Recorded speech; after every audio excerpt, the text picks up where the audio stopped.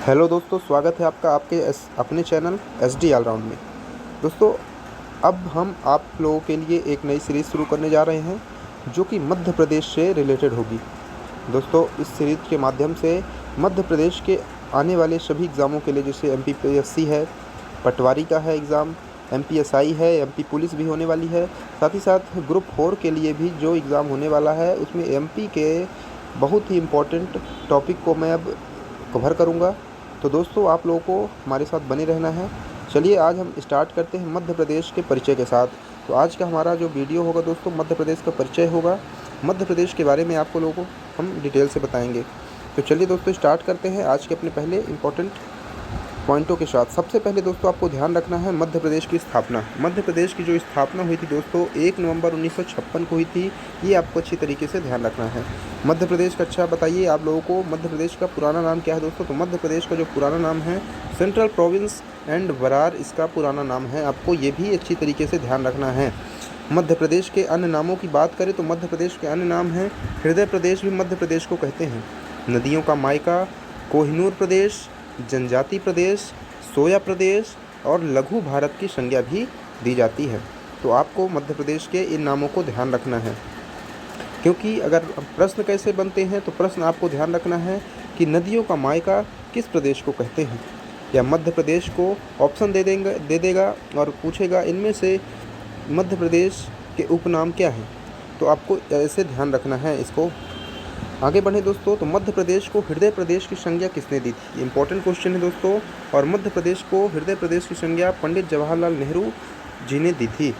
राजधानी क्या है? तो राजधानी आपको ध्यान रखना है, राजधानी भोपाल है। क्या है राजधानी? राजधानी भोपाल है, जो कि आपको अच्छी तरीके से ध्यान रखना है। वहीं राज्य का दिवस की बात करें, राज्य दिवस 1 नवंबर को राज्य दिवस मनाया जाता है। राज्य का जो अंतिम पुनर्गठन हुआ था तो 1 नवंबर 2000 को अंतिम पुनर्गठन हुआ था।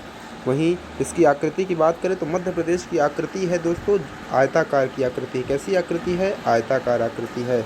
आयताकार आकृति है। क्षेत्रफल 3,08,252 वर्ग किलो। आपको ध्यान रखना है दोस्तों कि 3,08,245 भी कहीं कहीं मिलेगा, लेकिन आपको सही डाटा ध्यान रखना है। 3,08,252 वर्ग किलोमीटर राइट आंसर है।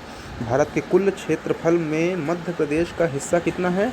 तो 9.38% मध्य प्रदेश का हिस्सा है।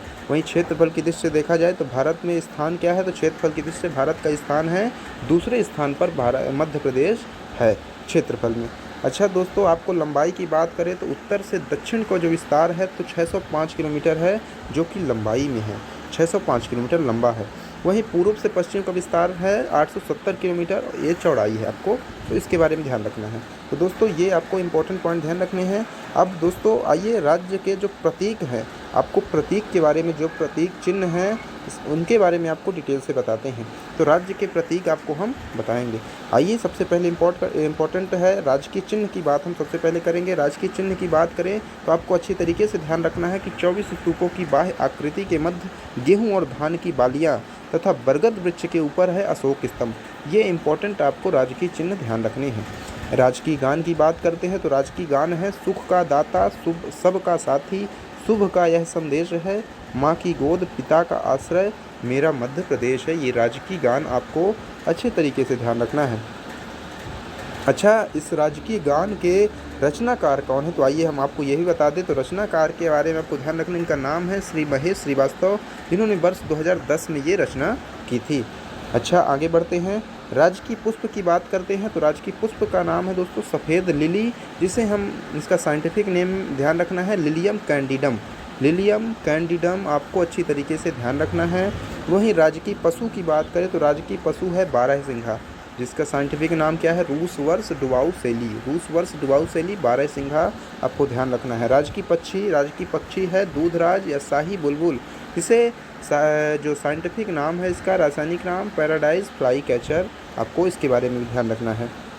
वहीं राजकीय वृक्ष की बात करें तो राजकीय वृक्ष है बरगद, जिसका साइंटिफिक नाम है फाइकस वैनगेलेंसिस है। ठीक है दोस्तों, और आपको कुछ पॉइंट और नोट करने हैं कि राज्य की जो पशु है और पक्षी मध्य प्रदेश राज्य के 25वें स्थापना दिवस पर 1 नवंबर 1981 को घोषित किए गए थे। कब घोषित किए गए? तो 1 नवंबर 1981 को ये घोषित किए गए थे। 1981 में ये घोषित किए गए थे। ठीक है दोस्तों, आगे बढ़ते हैं। और अगला इंपॉर्टेंट क्या है कि राज्य की जो मछली है, राज्य की मछली का नाम आपको ध्यान रखना है महासीर। टॉर प्यूटीटोरा इसका साइंटिफिक नाम है और 2011 में घोषित की गई थी। तो टॉर प्यूटीटोरा या महासीर आपको ध्यान रखना है, दोनों नाम आपको अच्छे तरीके से ध्यान रखने होंगे। राजकीय नाट्य की बात करें तो राजकीय नाट्य है माच, जो कि कहाँ किस क्षेत्र से है, तो ये मालवा अंचल से है। और राजकीय नृत्य है दोस्तों, राजकीय नृत्य है राई, ये किस क्षेत्र से, तो ये बुंदेलखंड क्षेत्र से है। वहीं राज्य की फसल की बात करें तो राज्य की फसल है सोयाबीन, जो कि मध्य प्रदेश पहले नंबर पर है इसके उत्पादन में। और इसका साइंटिफिक नाम है glycine max. Glycine max scientific नाम है सोयाबीन फसल का, जो कि राज्य की फसल है। वहीं राज्य की खेल की बात करें तो मलखम्ब है, जो कि 2013 में घोषित किया गया था। और इसी के मलखम्ब के एक अवार्ड दिया जाता है जिसका नाम प्रभास जोशी पुरस्कार है, ये भी आपको ध्यान रखना है। ठीक है, राज्य की नदी आपको ध्यान रखनी है नर्मदा है। और राज्य की फल की बात करें तो ये आम, और इसका साइंटिफिक नाम है मैंगीफेरा इंडिका। ये दोस्तों इंपॉर्टेंट आपको ध्यान रखने हैं। अब मैं कल के वीडियो में आप लोगों को बताऊंगा मध्य प्रदेश की राजनीतिक प्रतिनिधित्व और प्रशासनिक संरचना तथा कुछ और महत्वपूर्ण बिंदु बताएंगे, साथ ही साथ कुछ प्रश्नों को भी हल करवाएंगे। तो दोस्तों आपको वीडियो को अच्छे से ध्यान से देखना है और कल का वीडियो आपको ज़रूर ध्यान देना है, क्योंकि इसमें बहुत इंपॉर्टेंट फैक्ट मैं बताने वाला हूँ। तो ये दोस्तों आज शॉर्ट वीडियो थी, आपको कवर करना अच्छे से। अगर आपको वीडियो पसंद है तो प्लीज़ चैनल को सब्सक्राइब जरूर कर लीजिए, साथ ही साथ बेल आइकन प्रेस कर, जिससे आने वाली वीडियो को नोटिफिकेशन आपको मिल जाए। और हाँ दोस्तों, अगर आपको वीडियो पसंद आ रही है तो प्लीज़ लाइक, शेयर और कमेंट जरूर करिएगा। धन्यवाद दोस्तों, मिलते हैं आपको कल नए वीडियो के साथ।